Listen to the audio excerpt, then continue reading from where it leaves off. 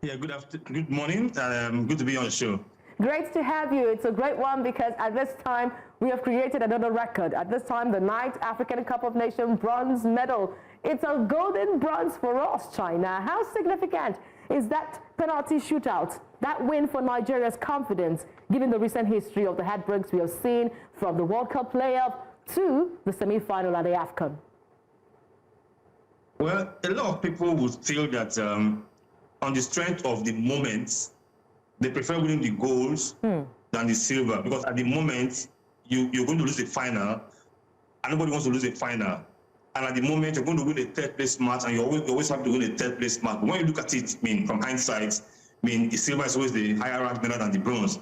Having said that, it's a good thing we won yesterday. You want to win something at least. We would have loved to be playing the final today, but we are not. So we got the bronze. But calling it a golden bronze, that's something I will hardly agree with, because, listen, no country has won more bronze medals than Nigeria. In 1976 and 1978, Faratico won us 2 bronze medals at the AFCON. If I go further up, right, in 1992, Clement Westerhoff won us a bronze medal. In 2002, Shaibu Amudu won us a bronze medal. In 2004, Christian Chukwu won us a bronze medal. In 2006, Osne Guaguan won us a bronze medal. In 2010, Shaibu Amudu won us another bronze medal. So we get the bronze medal regularly. Even Bertie Vogts got us a bronze medal. So we have had about 9 bronze medals at the AFCON since we started playing AFCON in 76. So I won't agree with calling it a golden bronze. But on the strength of the moment, we have to went out with something. Like you said, when you consider what has happened in the past few months, Nigeria failing to go to the World Cup, all the uncertainty surrounding the team, we go to the AFCON, and we at least come out with something. I will accept it. We didn't entirely come out empty-handed. But golden bronze, no. We have won the bronze for keeps twice over. So nothing special about the bronze anymore. All right, Stanley Nwabali was very significant in this competition. You know, every time we miss out from that podium finish, they say we're always going to settle for the bronze, and that's why we have termed it the golden bronze. But I understand your reservations around this. Let's talk about Stanley Nwabali at the moment. He was really spectacular. I think he won Nigeria this bronze medal, won us this 3rd place finish with that spectacular finish there, having to save 2 sports kick. How significant is Stanley Nwabali at the moment? Because a lot were saying he has lost his head in the competition, but we could see Stanley Nwabali was determined yesterday, who had grown, and his status at the moment as the first choice goalkeeper. Do you think that should be up for keeps? It always amazes me when Nigerians talk about Stanley Nwabali as though he's new to the national team. Stanley Nwabali was the hero of the last AFCON. Right, I came into the AFCON less than a month to the AFCON. Now, what I'm going to say now, I put it out there on social media, and a lot of people have verified it. About 7 years ago, sometime in 2018, 2019, when Stanley Nwabali was playing for Lobi Stars, they had just left Go Round FC, where I first met him in 2017. I posted on social media that Nigeria's search for a #1 goalkeeper. We have been going between Francis Uzoho, to Ikechukwu Ezenwa, to Daniel Akpeyi, and we are bringing in Maduka Okoye at that time. And I said something, I said, there's this goalkeeper at Lobi Stars. That is Nigeria's #1 goalkeeper. The earlier we see him, the better. In 2018, 2019, I posted that. So I'm not surprised at what I said about Stanley Nwabali. People complain about him, he can be erratic sometimes, he wants to hold on to the ball too much. Listen, he's an exceptional goalkeeper. But what we have in Nwabali is a commander. The last time we had a commander in goal was not even Vincent Yama. Vincent was a quiet person, though very effective, but Vincent was quiet. It was not even Peter Rufai. Rufai had the reflexes and all, but not even Rufai. The last time Nigeria had a commander in goal was Emmanuel Okala in the 70s and early 80s. In Nwabali, you have a commander.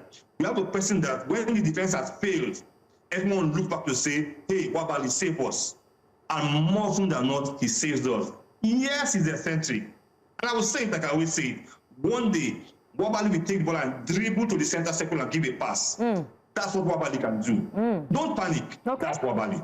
He's going to make mistakes sometimes. probably concede a goal or two, but Nwabali has always been Nigeria's answer. I stand by Nwabali. All right, let's listen to Nwabali himself, who has become the man everyone is gloating about, everyone is pouring commendations to. Let's listen to him as he picked the Man of the Match award.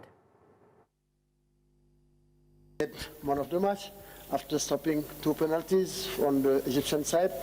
How do you feel, and what is the signification of this trophy for you? First, I want to say being man of the match in this kind of big tournament, because this is one of the biggest tournaments probably in the world. I really appreciate having this special award.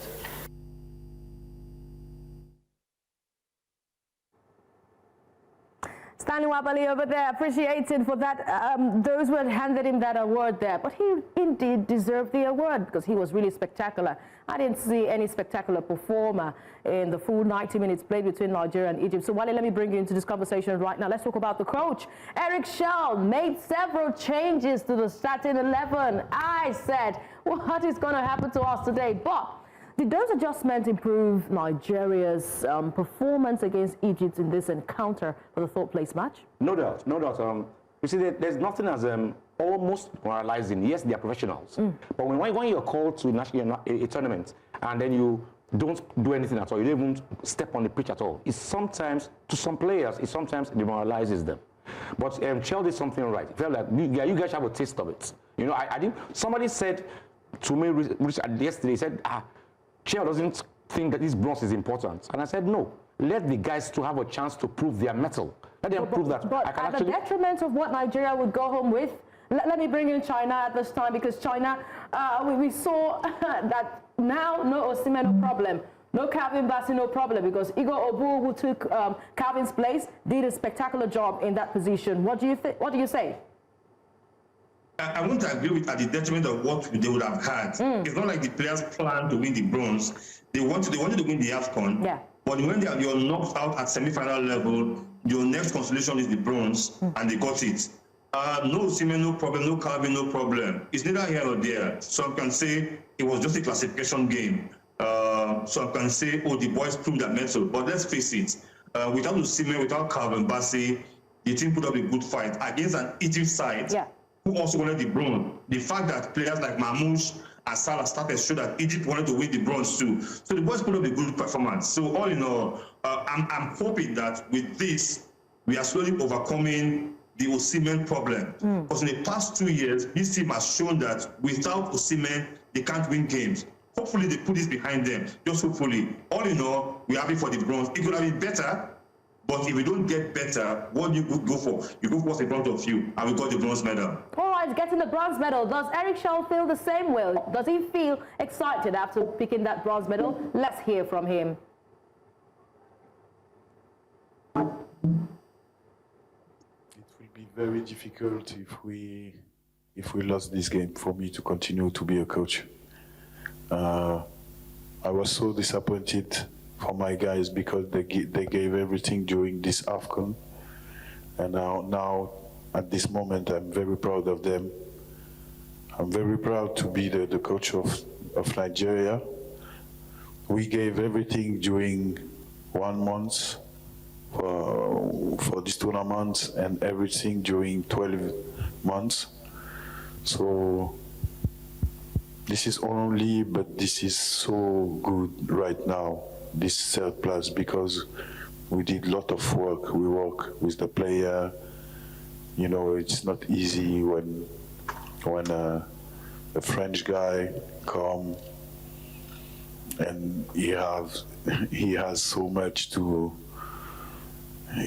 I was so demanding with them, so I'm very proud of them. They gave everything for me, and they win, for sure. They win. My respect for all. You've heard from the coach himself. The big question lies ahead. Keep or dismiss? Wale, let me begin with you. Are we keeping Chelle at the moment, or the NFF should have a rethink of that position? I don't think this should be a topic of discourse at this point. China has been doing this for like forever. So I'm sure you'd agree that Vesterhoff didn't do this for 1 year. Vesterhoff didn't build that machine that he built in 1 year. So I think Chelle has not been totally bad. He's changed the concept. This is the Super Eagles I used to watch when I was younger. This Super Eagles I used to watch when Keshi once said, when Keshi was going to become coach of Super Eagles, he said something in his press conference. He said, listen, I want Nigeria Super Eagles to become a team where don't ask who won the match, ask how many goals Super Eagles scored. And that's what Chelle has turned this team into a machine, a bunch of assassins who are playing attacking football that we knew Nigeria used to play. All right, China, do you also share the same? At this point, why would we want to do away with Eric Chelle? One problem we have had is the high turnover of coaches.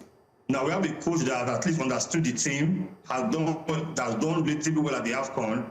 I think we should keep Eric Chelle and give him another contract. I mean, this is the start of another World Cup cycle. Let him hit for the next 4 years and see what happens with the team. You want to drop Chelle now, what do you start afresh? No need for that. I think Eric Chelle should stay. I'm not 100% convinced about his abilities. He has done well. Let him stay. Let him build from where he has started. And see how well we can get something good from him. Let me put China here. Okay, go on. I think every club in the world, whether it's club football, whether it's a national team, what has been their bane in the past few years is inconsistency. Chelle has done well so far. My past mark any day, by my assessment. So listen, let's be consistent for once. Let's stop changing coaches like we're changing diapers, and let's give Chelle a 4-year contract. I think that's fantastic. I think China has just nailed it. Let's look at the target that was given to him by the NFF at his appointment, and also the fact that can we blame the World Cup miss on Chelle at the moment, and also the fact that we had to go home with a bronze medal, looking at the decision he made in that semi-final match against Morocco?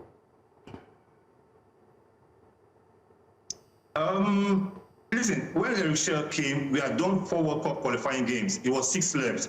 His mandate was to win all 6. Now we can say it wasn't his fault. Pesero started the race and could only draw 2 matches against the 2 weakest teams in the group. Finidi came, could draw 1 and lose 1. Now Chelle had a mission, win all 6. He didn't win all 6 of his games. He drew at home to Zimbabwe. If we had won that game, we maybe would not have been in the playoffs. But again, if we are started with Eric Chelle, we probably would not have drawn our first 3 games. We never can tell. We're looking at it from hindsight right now. But the point is, we are where we are right now. Do we need to start afresh or continue with what we have? That's why I say I start with Eric Chelle.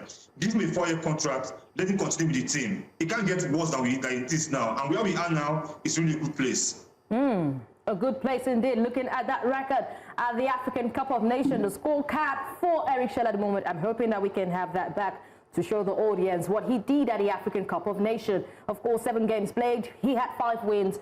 He had to draw to that goalless draw coming up for that. Losses, goal scored 14, and Nigeria joined the list of highest goal scorers for the African Cup of Nations. They became the latest entrant into that list. Goals conceded 4, the medal bronze. Can this just be an enticing record for the NFF to keep Eric Chelle? We'll get to know after this. But we've heard from China, we've heard from Wale. They have given him a vote of confidence for him to continue as the coach of the Super Eagles of Nigeria. Thank you, China, for your thoughts today. We really appreciate it, and we're hoping that we can hear your prediction for the final today. Who do you want to lift the trophy at the end of the day? Good. Who I want to lift the trophy is different from who I think will lift the trophy, right? Okay, let's hear who you want first. Yeah, who I want. Listen, Senegal. Senegal, yeah. Okay, who do you think? Who I think will lift the trophy? Listen, don't do this to me.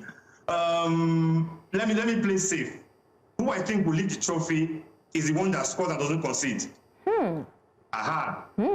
That's a dicey one. Well, I think Morocco will win it. They worked so hard up to this point. I think they'll win it. Maybe the home support, maybe some refereeing decisions, maybe determination, maybe the fact they've not won since 76 and they have to host to win. A lot of factors in their favor. But you see the Senegal team have watched at this AFCON. They did not come here to play. That's all I can say. All right, I second with you. Senegal are looking like those who wanted more, or even the most, in this competition. By the end of the day, we get to know who after tactical decisions being made. Thank you so much, China. Of course, he's the head of program for Wazobia in Port Harcourt. Thank you for joining us on the show.